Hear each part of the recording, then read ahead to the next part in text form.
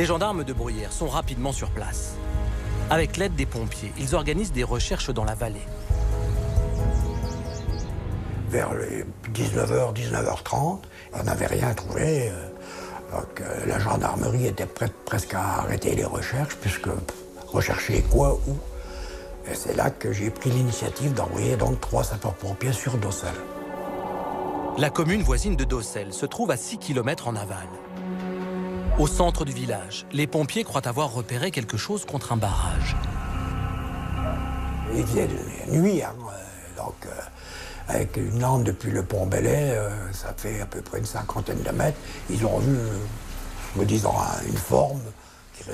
Donc peut-être que c'était un sac poubelle, mais dans le doute, on est redescendu en compagnie de la gendarmerie qui était présente. Et c'est là que j'ai envoyé donc Stéphane Remy pour voir ce que c'était. Effectivement, il nous a dit ben, c'est le gamin. Le cadavre de l'enfant est sorti de l'eau.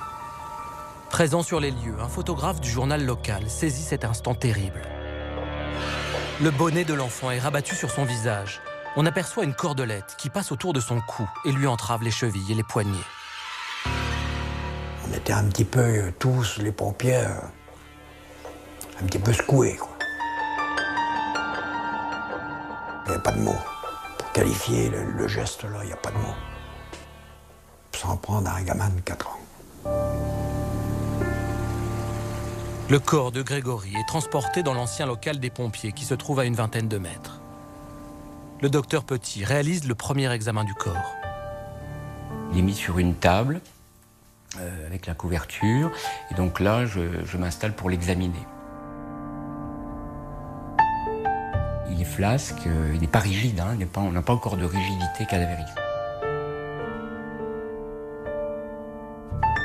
C'est le corps d'un bel enfant de 4 ans qui est en bonne santé. Hein, il n'y avait pas non plus de traces de coups évidentes, ou du moins sur la face. Les yeux étaient fermés, je lui ouvre les yeux et les pupilles étaient dilatées, donc ce qui veut dire que l'enfant est déjà décédé depuis un certain temps, hein, il n'y a plus d'activité cérébrale. Les lèvres sont légèrement cyanosées, c'est-à-dire légèrement bleutées. Hein. Comme quelqu'un qui sort de l'eau puis qui a froid, hein, si vous voulez, c'est un peu la même chose. Hein. Et puis le visage est très, très pâle. L'autopsie de Grégory Villemain est pratiquée à Nancy le 17 octobre 1984 par le professeur de Rennes et le docteur Pagel. Cette autopsie sera lourdement critiquée. Elle ne permet d'établir ni l'heure ni les causes de la mort de l'enfant. Le médecin légiste fait mourir Grégory à la fois d'une noyade asphyxique et en même temps d'une hydrocution. Or, ces deux morts s'opposent. On ne peut pas un peu mourir d'hydrocution et ensuite mourir asphyxié. C'est pas possible. Et il a cette phrase qui va être reprise par tous les journaux. L'enfant a été jeté vivant dans les eaux froides de la Vologne.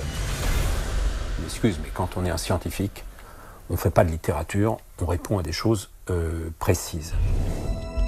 Les éléments qui ressortent pour moi de ce rapport d'autopsie, c'est qu'il est mort d'une asphyxie par obstruction des voies aériennes supérieures, d'une façon certaine, et que le corps a été mis à l'eau après la mort. Selon le docteur Rambaud, Grégory Villemain a donc été noyé ou étouffé avant d'être ligoté et jeté dans la Vologne. Car si l'enfant avait été jeté vivant dans la rivière, il se serait débattu et ses poignets porteraient la marque de la cordelette. En ce qui concerne l'heure de la mort de l'enfant, les premières constatations du docteur Petit à Docelles livrent une information précieuse. Il dit que la mâchoire était serrée, donc pour nous, rigidité de la mâchoire, c'est le premier élément de la rigidité cadavérique que l'on peut voir. Et la rigidité cadavérique commence à s'établir 3 à 4 heures après la mort. Ce qui veut dire que si à 21h30, il avait cette rigidité de la mâchoire, que la mort remontait à 3 ou 4 heures avant. Grégory aurait donc été tué entre 17h et 18h. Mais le scénario du crime reste obscur. Le rôle des cordelettes, notamment, est mystérieux. Pour Serge Garde, il s'agit là d'une mise en scène.